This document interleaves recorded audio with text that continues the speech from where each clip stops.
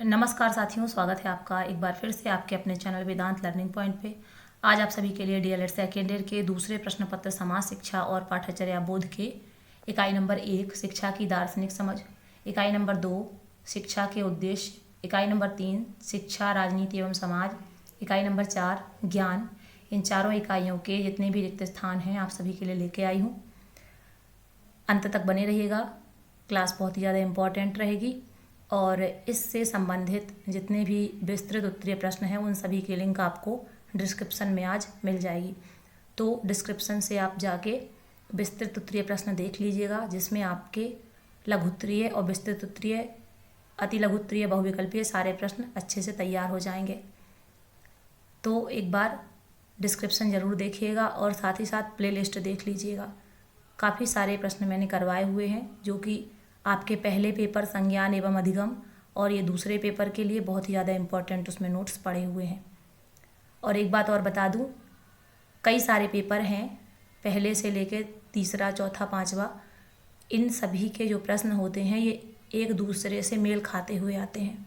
तो सारा आप अच्छे से पढ़िएगा और ये सभी बहुत ही इम्पोर्टेंट रहेंगे आप सभी के लिए। आइए शुरू करते हैं। पहला प्रश्न है आपका इसमें, शिक्षा एक ऐसी प्रक्रिया है जो चलती है, तो इसका जो आंसर रहेगा जीवन पर्यंत। दूसरे में है और शिक्षा एक ही सिक्के के दो पहलू हैं, इसमें आपका दर्शन आ जाएगा। दर्शन और शिक्षा एक ही सिक्के के दो पहलू हैं। तीसरे में है भारत में वर्तमान में शिक्षा प्रणाली की देन है, तो इसका आंसर रहेगा आपका इंग्लैंड। भारत में वर्तमान में प्रचलित शिक्षा प्रणाली इंग्लैंड की देन है। चौथा प्रश्न है आपका, शिक्षण की विधियों में तथा पर बल दिया जाना चाहिए, तो शिक्षण की विधियों में अनुभव, क्रिया द्वारा सीखने पर बल दिया जाना चाहिए। यहाँ आप अनुभव भर दीजिएगा और यहाँ पे क्रिया द्वारा सीखने पर। पांचवा है, शिक्षा वह प्रक्रिया है जिसके द्वारा बालक की बाहर प्रकट होती है, तो यहाँ पे जन्मजात शक्तियाँ। शिक्षा वह प्रक्रिया है जिसके द्वारा बालक की जन्मजात शक्तियाँ बाहर प्रकट होती हैं। अगला है, गांधी जी के शिक्षा दर्शन में तथा प्रयोजनवाद का अद्भुत समन्वय पाया जाता है, तो गांधी जी के शिक्षा दर्शन में प्रकृतिवाद, आदर्शवाद तथा प्रयोजनवाद का अद्भुत समन्वय पाया जाता है। टैगोर के शिक्षा दर्शन में स्वतंत्रता, रचनात्मक अभिव्यक्ति तथा के रचनात्मक संबंध पाए जाते हैं।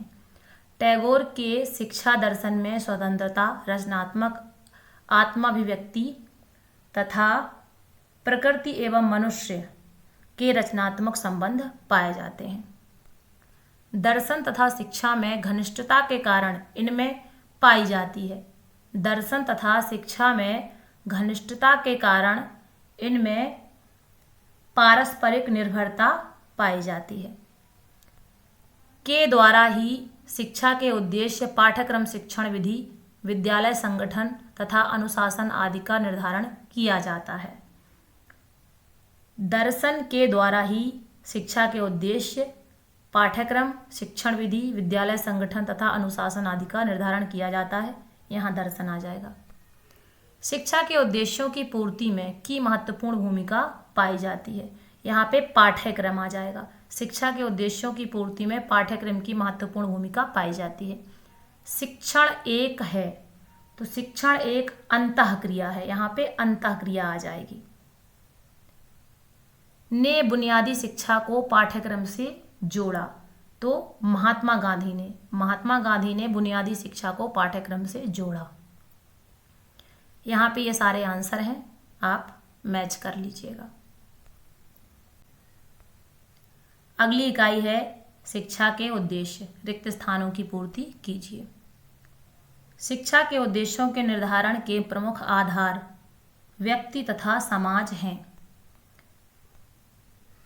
शिक्षा के उद्देश्यों को तथा में वर्गीकृत किया गया है, तो शिक्षा के उद्देश्यों को व्यक्तिक उद्देश्य तथा सामाजिक उद्देश्य में वर्गीकृत किया गया है। शिक्षा एक चलने वाली प्रक्रिया है, तो शिक्षा एक अनवरत चलने वाली प्रक्रिया है। शिक्षा बालकों के साथ समायोजित करना सिखाती है। शिक्षा बालक को सामाजिक परिवेश के साथ समायोजित करना सिखाती है या समायोजन करना सिखाती है। शिक्षा के स्वरूप में आने वाले भी समाज की बदलती ज़रूरतों पर निर्भर करते हैं। तो शिक्षा के स्वरूप में आने वाले परिवर्तन भी समाज की बदलती ज़रूरतों पर निर्भर करते हैं। परिवर्तन यहाँ राइट आंसर हो जाएगा। समानता का अर्थ है कि समाज में कोई युक्त वर्ग ना हो। तो समानता का अर्थ है कि समाज में कोई विशेषाधिकार युक्त वर्ग ना हो। अगला है मानव अधिकार संरक्षण अधिनियम में पारित हुआ। तो मानव अधिकार संरक्षण अधिनियम सन 1993 में पारित हुआ। अगला है बाल विवाह निषेध अधिनियम 2006 से लागू किया गया था। तो बाल विवाह निषेध अधिनियम 2006 1 नवंबर 2007 से लागू किया गया था। कब से? 1 नवंबर 2007 से लागू किया गया था। अगला है शिक्षा और समाज का निरंतर होता जा रहा है। तो शिक्षा और समाज का निरंतर परिवर्तन होता जा रहा है। यहाँ पे परिवर्तन आ जाएगा। अगला है समाज में बिना किसी जाति, धर्म, वंश, लिंग और रंग के समाज में किसी व्यक्ति से समान व्यवहार से आशय कहलाता है। समाज में बिना किसी जाति, धर्म, वंश, लिंग और रंग के समाज में किसी व्यक्ति के समान व्यवहार से आशय सामाजिक समानता कहलाता है। क्या? सामाजिक समानता कहलाता है। एक तरीके से ये सामाजिक समानता की परिभाषा भी हो जाती है। उसके बाद ये सारे आंसर हैं, आप मैच कर लीजिएगा और किसी क्वेश्चन में लगे डाउट है तो क्रॉस चेक भी करके देख लीजिएगा। आज मैं क्रॉस चेक नहीं कर पाई, अगर आपको कहीं लगता है वैसे सारे सही हैं। अगली है इकाई नंबर 3 शिक्षा, राजनीति और समाज। रिक्त स्थानों की पूर्ति कीजिए। पहला प्रश्न रहेगा ब्रिटिश शासन काल के दौरान शिक्षण संस्थाओं की स्थापना सर्वप्रथम वर्ष कोलकाता में प्रारंभ हुई। तो ब्रिटिश शासन काल के दौरान शिक्षण संस्थाओं की स्थापना सर्वप्रथम वर्ष 1781 में कोलकाता में प्रारंभ हुई। अगली है 1791 ईस्वी में ब्रिटिश रेजिडेंट डंकन ने एक संस्कृत विद्यालय की स्थापना की। तो 1791 ईस्वी में ब्रिटिश रेजिडेंट डंकन ने जो है बनारस में एक संस्कृत विद्यालय की स्थापना की। कहाँ की? बनारस में। शिक्षक ही समाज का और मार्गदर्शक होता है। तो शिक्षक ही समाज का शिल्पकार और मार्गदर्शक होता है। यहाँ पे शिल्पकार आ जाएगा। शिक्षा का स्तर लोकाचार को प्रतिबिंबित करता है। शिक्षक का स्तर सामाजिक सांस्कृतिक लोकाचार को प्रतिबिंबित करता है। यहाँ पे आपका सामाजिक सांस्कृतिक आ जाएगा। अगला है वाले देशों में शिक्षा के द्वारा व्यक्ति को स्वतंत्र चिंतन और स्वतंत्र अभिव्यक्ति के लिए तैयार किया जाता है। तो यहाँ पे हो जाएगा लोकतंत्र शासन प्रणाली। क्या हो जाएगा? लोकतंत्र शासन प्रणाली वाले देशों में शिक्षा के द्वारा व्यक्ति को स्वतंत्र चिंतन और स्वतंत्र अभिव्यक्ति के लिए तैयार किया जाता है। 6वें में है तथा इन 4 वर्णों में लोगों का विभाजन हुआ था। तो ब्राह्मण, क्षत्रिय, वैश्य तथा शूद्र, इन 4 वर्णों में लोगों का विभाजन हुआ था। किसी भी वर्ग, समुदाय, समाज तथा राष्ट्र के विकास की सबसे पहली सीढ़ी होती है। किसी भी वर्ग, समुदाय, समाज तथा राष्ट्र के विकास की पहली सीढ़ी जो है शिक्षा होती है। सभी जानते हैं शिक्षा। ब्रिटिश काल में शिक्षा में का प्रवेश हुआ है। ब्रिटिश काल में शिक्षा में मिशनरियों का प्रवेश हुआ है। किसका? मिशनरियों का। बालक की प्रथम पाठशाला है। तो बालक की प्रथम पाठशाला क्या है? परिवार। यहाँ परिवार आ जाएगा। ये सारे आंसर हैं, आप एक बार मैच कर लीजिएगा। अगली और अंतिम इकाई है ज्ञान। सर्व शिक्षा अभियान का विश्व सम्मेलन में हुआ था। तो सर्व शिक्षा अभियान का विश्व सम्मेलन जो है वो आपका जोमालियन थाईलैंड में हुआ था। कहाँ हुआ था? जोमालियन थाईलैंड। पाठ्यक्रम की आवश्यकता सर्वाधिक के लिए पड़ती है। तो पाठ्यक्रम की आवश्यकता सर्वाधिक विद्यालय के लिए पड़ती है। भारतीय दार्शनिकों की दृष्टि से ज्ञान दो प्रकार तथा है। तो भारतीय दार्शनिकों की दृष्टि से ज्ञान दो प्रकार, पराविद्या, अपराविद्या है।